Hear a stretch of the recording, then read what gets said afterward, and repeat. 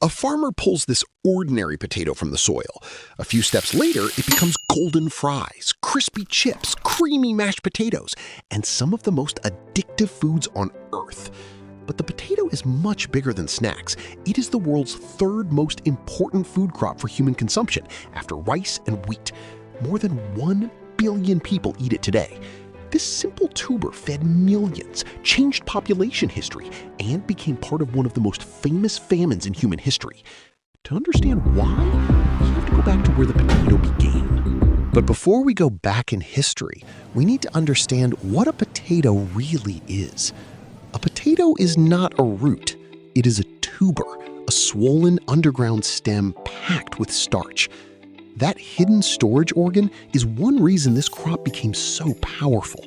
It stores energy, it feeds people, and it can grow again. If a piece of potato has an eye, that tiny bud can become a new plant. As the plant grows, it sends out underground stems called stolons. New potatoes form at the tips of those stolons. That is why soil depth, hilling, and field management can affect the final yield. So before the potato changed history, it already had a biological advantage. It could turn underground space into food. And nowhere was that underground advantage more valuable than in the Andes of South America. The potato's story began there, around the Lake Titicaca region, where people started domesticating wild potatoes about 8,000 years ago. This origin matters because the Andes are not an easy place to farm. The land is high, the sunlight is intense, the nights are cold, and water can be limited. That made farming difficult. Some crops struggled with those conditions, but potatoes were different. They could survive in cool highland environments and produce food safely underground.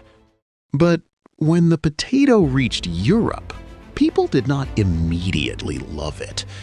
After the Spanish brought potatoes back from the Americas, many Europeans were suspicious of this strange underground crop.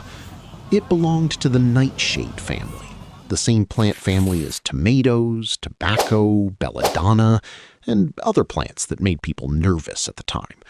Food growing underground also felt strange to many people. So at first, potatoes were not quickly accepted as a major food. But slowly, that changed, because the potato had one power that people could not ignore.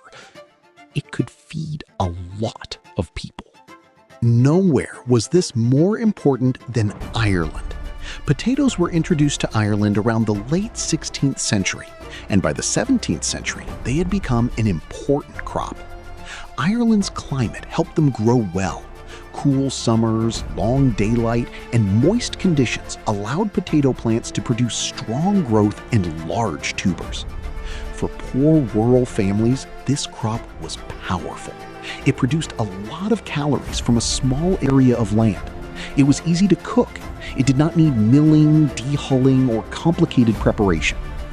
According to historical estimates, Ireland's population grew from about 4 million in the late 18th century to around 8 million by the early 19th century. But that success created a dangerous weakness. When a population depends too heavily on one crop, the entire food system becomes fragile. By the time of the Great Famine, nearly half of Ireland's population relied almost entirely on potatoes for food. That meant one crop disease could become much more than a farm problem. It could become a national disaster. The disease was late blight, caused by Phytophthora infestans. At first, it could appear on the lower leaves or on the underside of the plant, but under cool and wet conditions, it could spread extremely fast. Leaves and stems would turn dark, water-soaked, and collapse. When the leaves die, the plant loses its ability to photosynthesize. Less energy moves into the underground tubers, the harvest drops. And if infected tubers are saved for planting, the disease can continue into the next season. This is how a plant disease can move from the field into history. Then came the Great Famine. From 1845 to 1849, Ireland was hit by repeated potato crop failures. In 1845, the harvest was badly damaged. In 1846, the disaster became even worse. The population fell sharply, from almost 8.4 million in 1844 to about 6.6 million by 1851. This is why the potato is not just a crop in history. It fed millions. But when disease struck a society that depended on it too heavily, the result was devastating. But agriculture did not stay the same. Today, another disaster on that scale is less likely because farming systems have changed. Diets are more diverse. Farmers can use healthy seed potatoes. Disease monitoring, field management, and crop protection methods are more advanced. Farmer breeders also develop resistant or tolerant varieties, which is one of the most important parts of modern food security. And this is why potato diversity still matters. Old varieties, especially those preserved from the Andes, may carry traits for disease resistance, cold tolerance, drought tolerance, or future breeding. So the lesson of the potato is not just history. It is a lesson about how fragile food systems can be and how important diversity, clean seed, and crop protection really are.